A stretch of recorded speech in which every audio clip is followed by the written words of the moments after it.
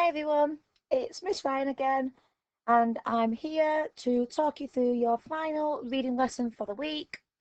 And it's Thursday, so as always, we are going to be answering our Vipers questions. We know by now what Vipers stands for, but I'll just do a quick recap.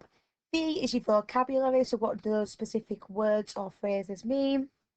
I is your inference, which is where you are a detective and you've got to use the clues in the text to answer the question. P is for predict. So can you predict? Can you make a good estimate of what's going to happen next? E is for explain. These are your chunky, usually 2 or 3 mark questions. Can you explain what's going on? And your R is for retrieve, which means just to literally find the answer in the text and write it down.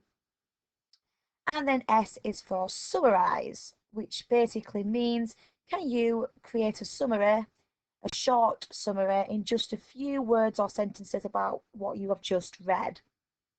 Okay, let's have a look and I will talk you through the questions for this week.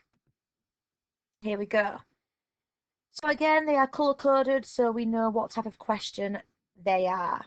Number 1, find and copy 5 words which are synonyms for the harsh sounds which could be heard. So you've got to get all 5 for 1 mark. Now we know what synonyms are. They are words that are different words, but they have the same sort of meaning.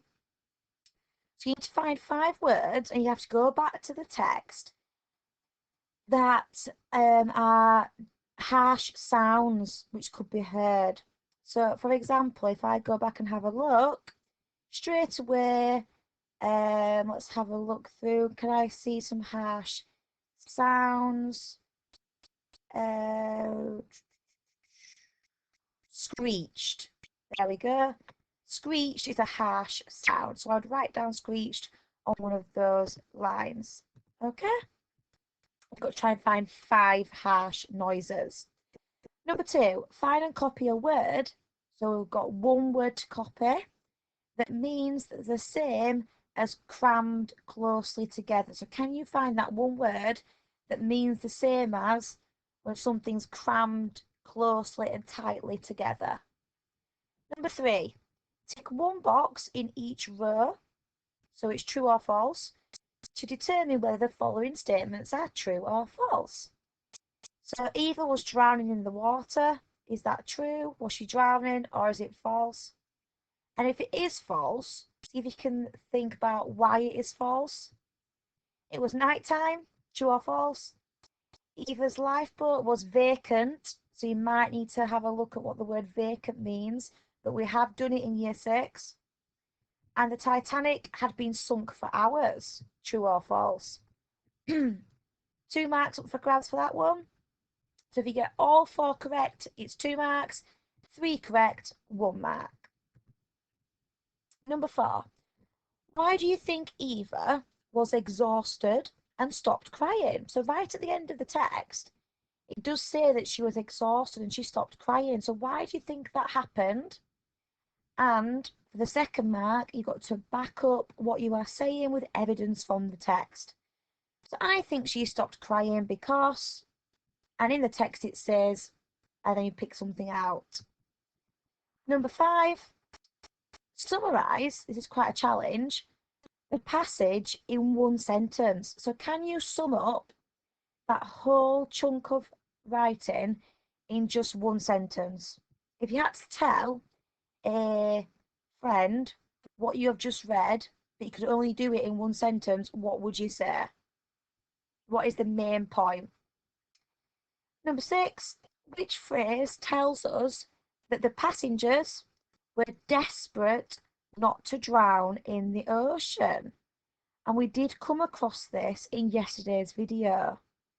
So there's a phrase in there that tells us that these people in the water were desperate not to give up. See if you can find it again. Number 7, explain what the author means by, and I've quoted it exactly from the text, the wretched noise slackened. So what is the author trying to tell us there? What does that basically mean in a simple way? And number 8, how can you tell that the author is hinting that the passengers' lives will most likely be lost?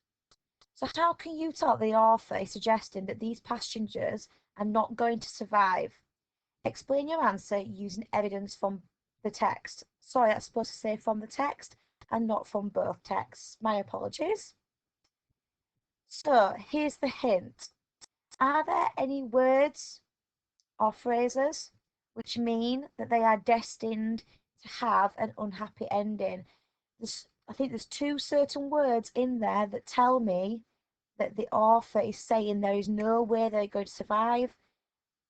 I don't want to give it away too much, and said the words then, but they are destined to have an unhappy outcome. And what are these words suggesting? And can you make a prediction based on this? So using the author's clues, do you think they're going to survive? Yes or no? Okay. So your task is to answer the Viper's questions that I've just quickly gone through. You can simply write the answers in your science books, or if you want to print it out as a Word document, we have attached it onto our website page. And that is it for me this week for reading. So I hope you enjoyed it. It has been a brilliant text to unpick. I've really enjoyed it. And I think it is my turn for maths next week. So I will be back doing that on YouTube. Okay. Again, if you want to send in your work via Twitter or via email, then we love to see it. All right, then, have a lovely weekend, everyone. Stay safe, and I will see you next week. Bye for now.